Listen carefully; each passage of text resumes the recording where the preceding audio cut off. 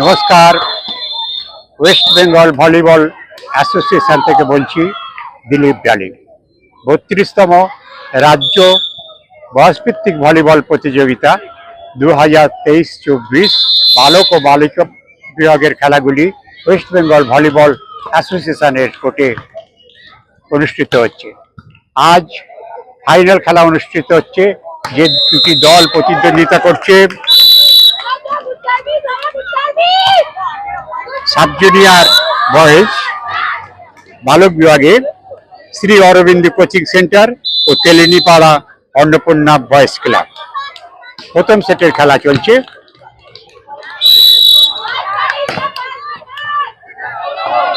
Sub junior বয়েজের খেলা চলছে। খেলাটি বেস্ট অফ 5 সেটে খেলা অনুষ্ঠিত হবে।